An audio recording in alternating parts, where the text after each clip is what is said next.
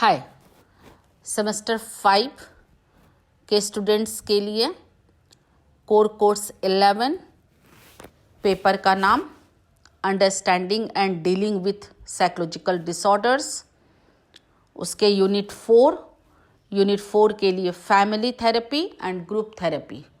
First class में हम लोगों ने पढ़ा meaning and goals of family therapy.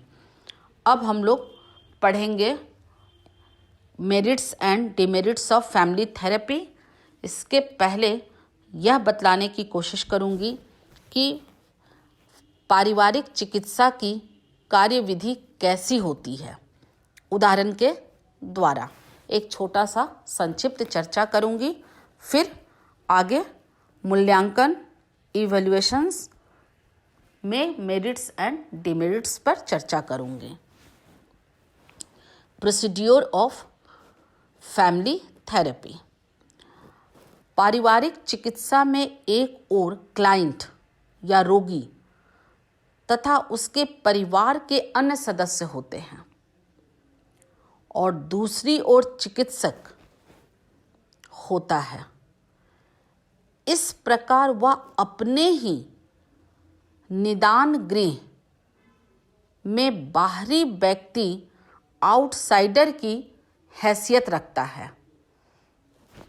First stage में चिकित्सक यह जानने का प्रयास करता है कि परिवार के लोग किस बात को लेकर ज़्यादा परेशान हैं और वे चिकित्सा द्वारा क्या प्राप्त करना चाहते हैं। जैसे चिकित्सक को बतलाया जा सकता है कि परिवार के सामने चिंताजनक समस्या यह है कि रमेश, जिसकी उम्र 11 वर्ष की है, वह स्कूल नहीं जाता है और सारा दिन आवारागर्दी करता है तथा ड्रग्स का भी सेवन करता है। इस प्रकार रोगी तथा उसकी समस्या की पहचान हो जाती है फर्स्ट स्टेज में। सेकेंड स्टेज में चिकित्सक परिवार के संबंधों में अनावश्यक या आवश्यक सूचनाएं प्राप्त करने का प्रयास करता है। वह परिवार की संरचनात्मक व्यवस्था, स्ट्रक्चरल सिस्टम तथा सामाजिक व्यवस्था, सोशल सिस्टम को जानने का प्रयास करता है। इस अवस्था में परिवार के इतिहास को व्यापक रूप से समझने की कोशिश की जाती है। अतीत के साथ साथ परिवार की वर्तमान स्थिति को भी समझने की कोशिश की जाती है। अतीत के साथ साथ परिवार की वर्तमान स्थिति समझने से परिवार के चरित्र की पूरी जानकारी चिकित्सक को मिल जाती है। थर्ड स्टेज, तीसरे चरण में परिवार के प्रत्येक सदस्य को प्रोत्साहित किया जाता है, मोटिवेट किया जाता है, इनकरेज किया जाता है कि वह स्वयं अपने संबंध में जानकारी चिकित्सक को दे और अपनी पोजीशन को स्पष्ट करे। यदि परिवार के किसी एक सदस्य के विचार को कोई दूसरा सदस्य बतलाने लगता है तो चिकित्सक उसे रोक देता है। इस प्रकार प्रत्येक सदस्य को अपने बारे में खुद से बतलाने के लिए प्रोत्साहित किया जाता है। इससे हर व्यक्ति में महत्व एवं विशिष्टता के बोध के विकास में सहायता मिलती है। स्टेज 4, चौथे चरण में परिवार के नियमों, फैमिली रूल्स को समझने का प्रयास किया जाता है। चिकित्सक यह जानना चाहता है कि उस परिवार के कौन कौन से नियम हैं तथा अनुशासन किस प्रकार का है कारण परिवार के अधिक ढीला ढाला अथवा अधिक कठोर अनुशासन अथवा कठोर नैतिक नियमों का प्रतिकूल प्रभाव भी बच्चों के व्यक्तिगत विकास पर्सनालिटी डेवलपमेंट पर पड़ सकता है। हमने जो उदाहरण के द्वारा स्पष्ट करने की कोशिश किए हैं उसमें उस बच्चे के समस्यात्मक व्यवहार के पीछे इसी दोषपूर्ण नियम या अनुशासन का भी हाथ हो सकता है। 5th स्टेज 5वें चरण में चिकित्सक रोगी के लक्षणों को दूर करने के लिए उचित दिशा में कदम उठाता है। यह एक तटस्थ दृष्टि से अपनी भूमिका निभाता है। जब व्यक्ति या परिवार के लोग किसी समस्या को लेकर एक दूसरे पर आरोप लगाने लगते हैं तो चिकित्सक के लिए तटस्थ दृष्टि से अपनी भूमिका का निर्वाह करना कठिन हो जाता है। कभी कभी उसे किसी सदस्य की ओर पक्ष लेना भी पड़ जाता है और कभी कभी उसके विरुद्ध भी खड़ा होना पड़ता है। इसके लिए चिकित्सक का अपना सामान्य बोध कॉमन सेंस अधिक लाभप्रद होता है। अंत में वह सही कदम उठाकर रोगी को रोग मुक्त करने में सफल हो जाता है। यह एक तरह का फैमिली थेरेपी काउंसलिंग भी है। किस प्रकार से किसी बच्चे की इतने सारे समस्याओं का समाधान किस तरह से कोई चिकित्सक या काउंसलर कर सकता है। अब हम लोग इसके गुण एवं दोषों की चर्चा करेंगे। सबसे पहला गुण, व्यक्तिगत समस्याओं का समाधान। पारिवारिक चिकित्सा में व्यक्तिगत एवं व्यवहारिक मीन्स मैरिटल प्रॉब्लम्स, शादीशुदा। यहाँ पर व्यक्तिगत और व्यवहारिक दोनों हैं। व्यक्तिगत एवं व्यवहारिक समस्याओं का समाधान। पारिवारिक चिकित्सा में पति तथा पत्नी के बीच व्यवहारिक समस्याओं के समाधान में मदद मिलती है।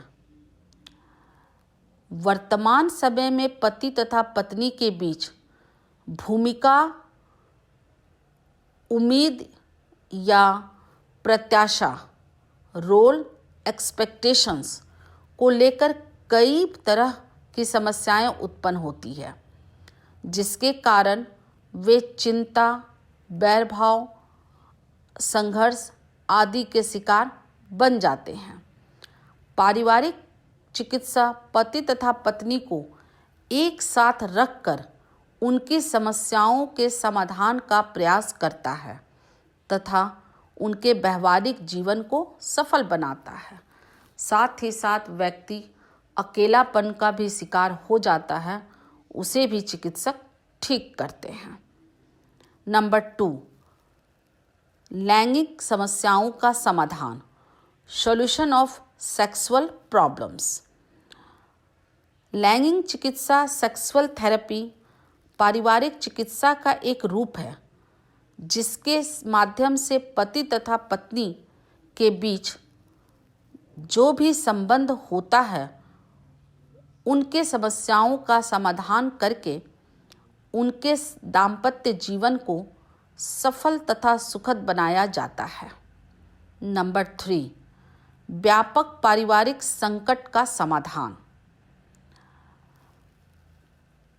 पारिवारिक चिकित्सा में परिवार के ऐसे संकटों के समाधान में भी मदद मिलती है जो परिवार के सभी सदस्यों से संबंध होते हैं, जैसे किसी नए स्थान में जाकर बसने की समस्या, परिवार के किसी सदस्य की मृत्यु, बेरोजगारी इत्यादि से उत्पन्न संकटों के समाधान में भी पारिवारिक चिकित्सक बहुत हद तक मददगार सिद्ध होते हैं।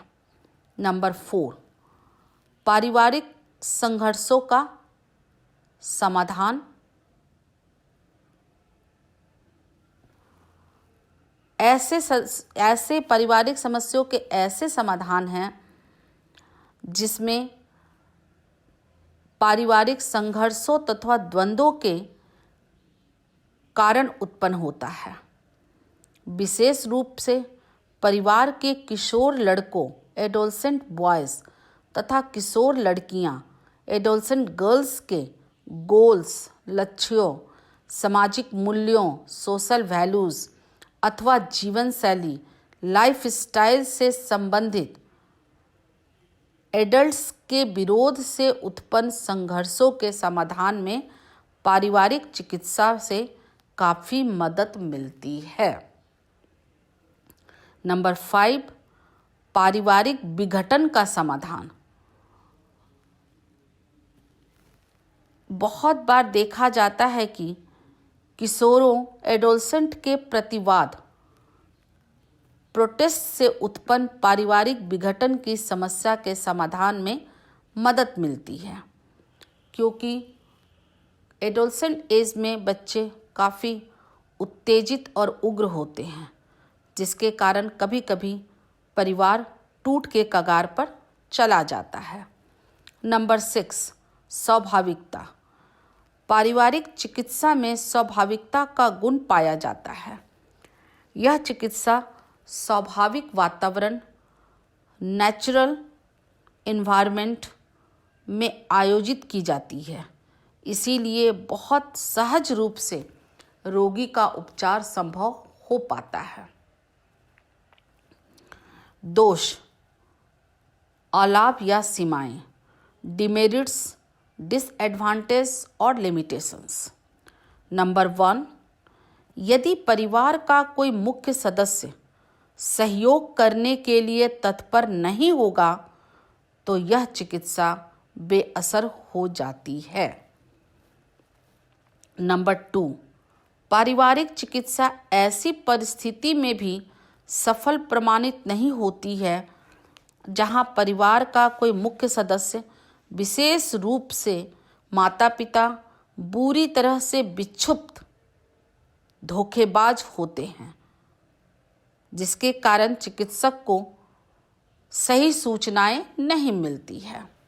नंबर 3, पारिवारिक चिकित्सा का उपयोग ऐसी परिस्थिति में भी कारगर नहीं हो पाता है जहां पारिवारिक मूल्य इतने कठोर होते हैं कि उनमें परिवर्तन लाना संभव नहीं हो पाता है, जिसके कारण उस परिवार की रूढ़िवादी होने के कारण चिकित्सक असफल हो जाते हैं।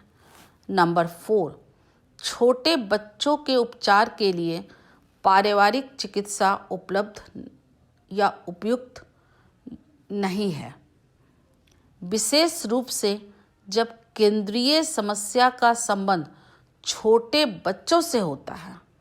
सेंट्रल प्रॉब्लम्स जब छोटे बच्चों से होता है तो इसके लिए पारिवारिक चिकित्सा की अपेक्षा व्यक्तिगत चिकित्सा इंडिविजुअल थेरेपी अधिक उपयुक्त साबित होती है।